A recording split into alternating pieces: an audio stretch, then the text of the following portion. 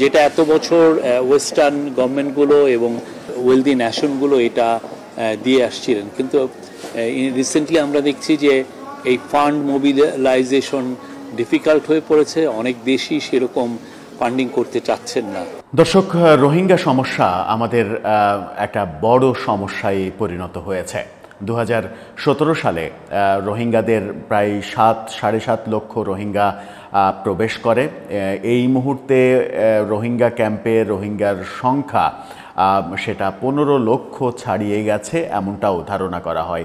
কেউ কেউ বলেন সে সংখ্যা আরও বেশি, কারণ রোহিঙ্গাদের মানে অন্য কিছু থাক আর না থাক, জনসংখ্যা উৎপাদনে তাদের যে পারঙ্গমতা এবং তারা খায় আর বাচ্চা পয়দা করে এরকম একটা মানে অভিযোগও রয়েছে তাদের বিরুদ্ধে। এই কারণে 7.5 লক্ষর পরে আরও অনেক রোহিঙ্গা এসেছে। গত 1 বছর 12-14 মাসে 1.5-2 লক্ষ আরও রোহিঙ্গা এসেছে।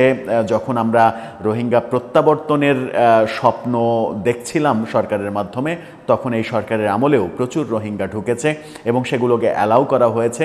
সব মিলিয়ে রোহিঙ্গা আমাদের একেবারে গোদের উপরে বিস্ফোরা হয়ে যখন দাঁড়িয়েছে, তখন সরকারের তরফ থেকে ভয়াবহ তথ্য জানানো হলো। সরকারের প্রধান উপদেষ্টার প্রেস সেক্রেটারি চ্যানেল 24-এর সঙ্গে সাক্ষাৎকারে ইতালিতে থাকা অবস্থায় গতকালকে একটা সাক্ষাৎকারে স্বীকার করে নিয়েছেন যে রোহিঙ্গাদের পেছনে যে খরচ, খাদ্য চিকিৎসা সহ যে খরচ, সেই খরচ এখন আর কোনো দেশ, কোনো সংস্থা দিতে চাইছে না।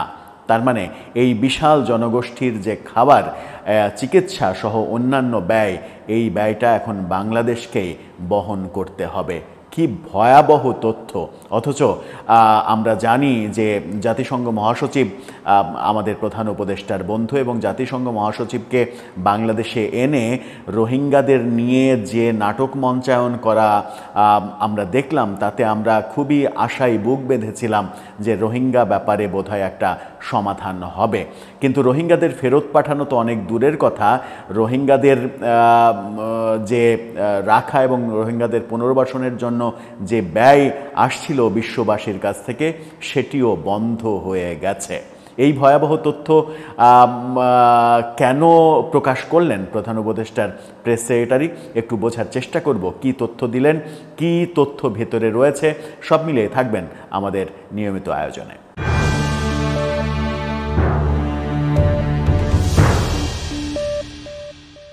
দর্শক, বলছিলাম রোহিঙ্গাদের পেছনে আমাদের যে খরচ, রোহিঙ্গা 2017 সালে 7.5 লক্ষ রোহিঙ্গা এসেছে। গত 1-1.5 বছরে 1.5 থেকে 2 লক্ষ রোহিঙ্গা এসেছে, যেটা প্রধান উপদেষ্টার প্রেস সেক্রেটারি নিজেও স্বীকার করেছেন।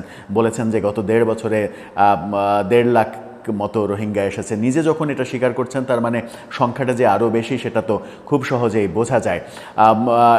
এই সরকার আবার অ্যালাও করেছে রোহিঙ্গা আমদানির ক্ষেত্রে।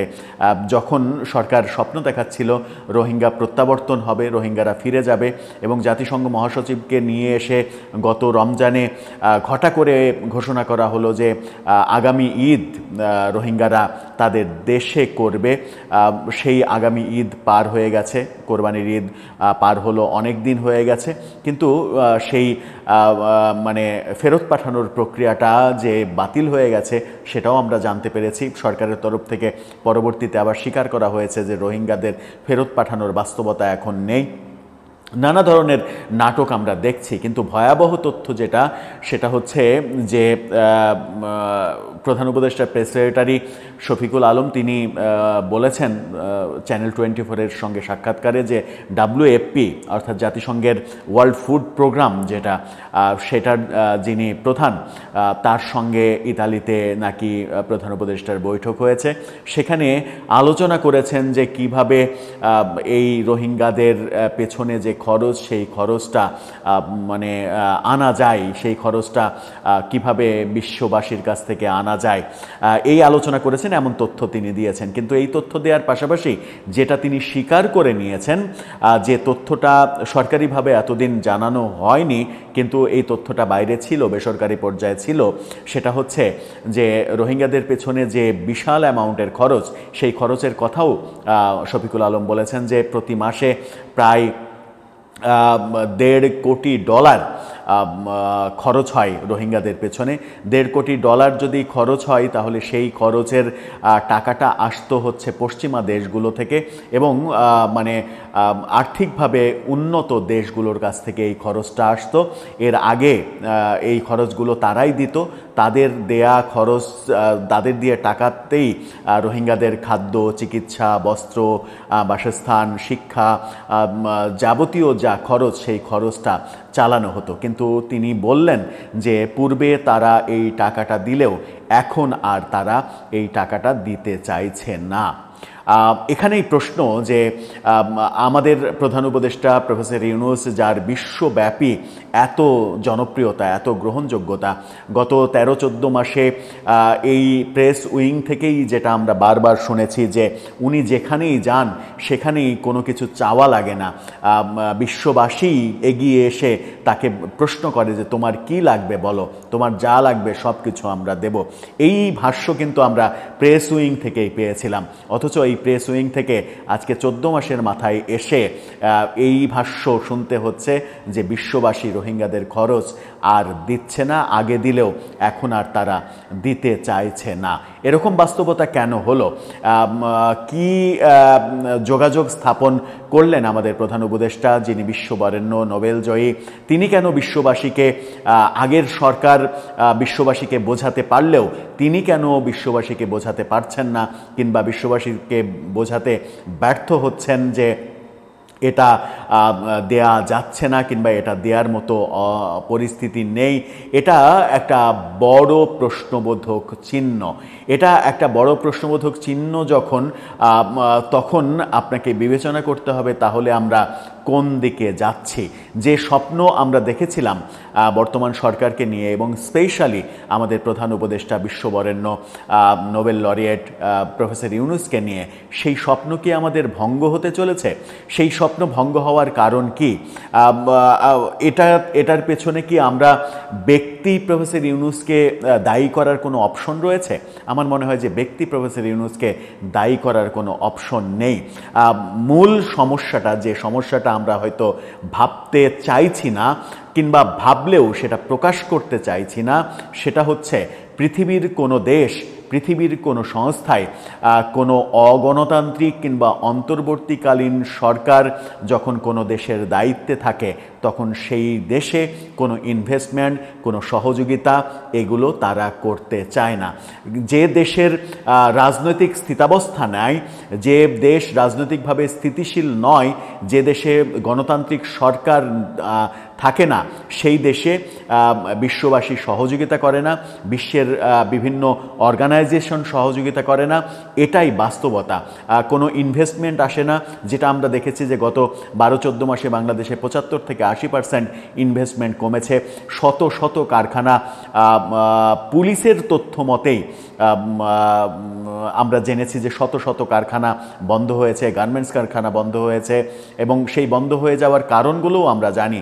নানাভাবে এই মানে কারখানাগুলো বন্ধ হওয়ার সব থেকে প্রধান, অন্তত 80-90% ক্ষেত্রেই বন্ধ হয়েছে মব এবং বিগত সরকারের সঙ্গে, বিগত সরকারের সমর্থক এই ফ্যাক্টরি কিংবা কলকারখানার মালিক, সেই কারণে তারা ব্যবসা করতে পারছেন না কিংবা বিদেশে পালিয়ে যেতে হয়েছে। এই কারণেই মূলত রাজনৈতিক কারণেই এই কারখানাগুলো বন্ধ হয়েছে। সুতরাং শ্রমিক বেকার হচ্ছে, বাস্তবতা অন্যদিকে যাচ্ছে।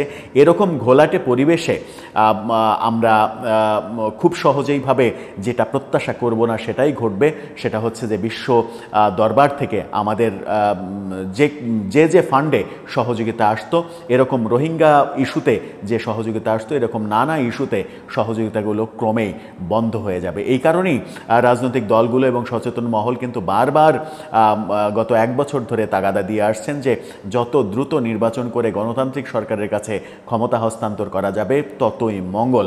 এটা ব্যক্তি প্রফেসর ইউনূসের ব্যর্থতা না, এটা পুরো একটা সিস্টেমের ব্যর্থতা। কারণ এই সিস্টেমটা যখন কোনো দেশে চলে, অন্তর্বর্তী সরকার কিংবা সেনা শাসন কিংবা একটা অন্যরকম সরকার, বিপ্লবী সরকার, যে ধাঁচের সরকারই হোক, গণতন্ত্র বাদ দিয়ে অন্য যে জরুরি অবস্থার যে সরকার বিরাজ করে, সেই সরকারের আমলে বিশ্ববাসীর চোখ কিন্তু অন্যরকমভাবে তারা দেখতে চায়, অন্যরকমভাবে তারা ট্রিট করতে চায় এবং তাদের দেয়া সব ফান্ড তারা বন্ধ করে দেয়। রোহিঙ্গাদের ক্ষেত্রেও সম্ভবত সেটাই হচ্ছে, যেটা আমাদের জন্য একটা বড় দুর্যোগের ব্যাপার। এই সরকার আরও অন্তত 4 মাস ক্ষমতায় রয়েছে। এই 4 মাসে আমাদের যদি রোহিঙ্গাদের পেছনে একটা বিপুল পরিমাণ অর্থ নিজে নিজে ব্যয় করতে হয়, পরবর্তী সরকার এসে আবার কূটনৈতিক সম্পর্ক তৈরি করা, তাদের জন্য অর্থায়নের ব্যবস্থা করা, এটা করতে করতে হয়তো আরও 1 বছর সময় লেগে যাবে। এই 1-1.5 বছর রোহিঙ্গাদের পেছনে যে বিপুল পরিমাণ অর্থ খরচ হবে, সেটা বাংলাদেশের ভান্ডার থেকে দিতে হবে। এটা বাংলাদেশের অর্থনীতির জন্য একটা ভয়াবহ অশনি সংকেতের খবর। দর্শক, এ ব্যাপারে আপনার মন্তব্য জানিয়ে লিখতে পারেন আমাদের কমেন্ট বক্সে।